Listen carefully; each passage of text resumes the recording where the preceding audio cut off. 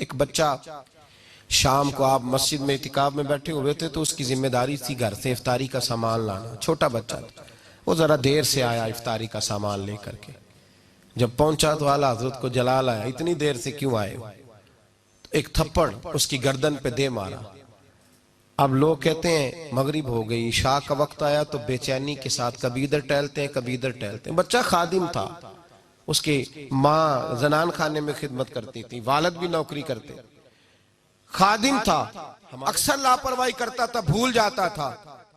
اب عشاء تک بے چین رہے، تراویح پڑھی تو بے چینی میں کہنے لگے مولانا امجد علی صاحب بہار شریعت کو، یار اس بچے کو بلا کے تو لا۔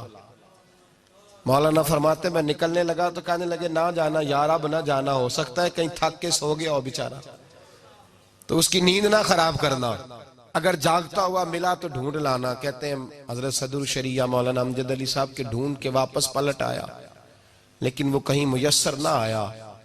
سحری تک ہم نے اعلیٰ حضرت کو بے چین دیکھا، کبھی یہاں بیٹھتے کبھی وہاں بیٹھتے، وہ بچہ کہیں سو گیا تھا۔ سویرے سحری کا سامان لے کے آیا، 1000 کتاب لکھی ہے، اور علی گڑھ یونیورسٹی کا سر ضیاء الدین دروازے پہ آ کے بیٹھا رہتا ہے، بہت بڑا ریاضی کا استاد ہے، دروازے پہ بیٹھا رہتا ہے۔ نواب آف رامپور چٹھیاں لکھتے ہیں ایک دیدار کرا دو، نواب آف حیدرآباد دکن منتیں کرتے ہیں کہ ان سے کو 2 گھڑیاں ملاقات کا ٹائم دے دو، لیکن ایک بچہ غریب، اس کے لیے فاضل بریلوی درجنوں لوگ کھڑے تھے۔ جب وہ بچہ کھانا لے کے آیا تو گھٹنوں کے بال زمین پر اتحیات کی عالم میں گویا بیٹھ گئے، کہنے لگے بیٹے احمد رضا سے غلطی ہو گئی، کل تجھے تھپڑ دے مارا، اللہ کی رضا کے لیے معاف نہیں کر دیتا؟ اعتکاف میں جتنے لوگ بیٹھے تھے دھاڑے مار کے رونے لگے، اور بیٹے معاف کر دے، چل غلطی ہو گئی، بھول گیا تھا، معافی دے دے۔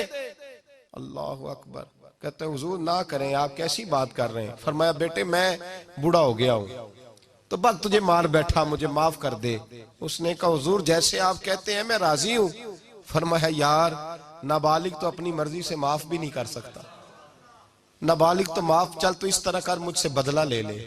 کہتا حضور میرے باپ نے بھی یہی نمک کھایا، دادے نے بھی نمک یہی کھایا، کیا کریں؟ آپ کیسی باتیں کر رہے ہیں؟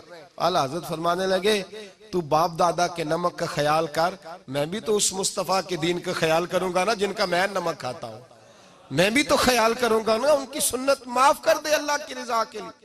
کہا حضور معاف کیا، فرمایا تو نابالغ ہے، معاف بھی نہیں کر سکتا۔ پھر اس کا ہاتھ پکڑا، اپنے چہرے پر مارنے لگے اور کہا دیکھ لو میں نے 1 مارا تھا، امجد علی گواہ رہنا، اور میں نے اس کے ہاتھ سے اپنے آپ کو 3 مروائے، پھر اپنی جیب سے پیسے نکال کے دیے، اور پھر کہا لوگوں گواہ رہنا میں نے اسے راضی کر دیا ہے۔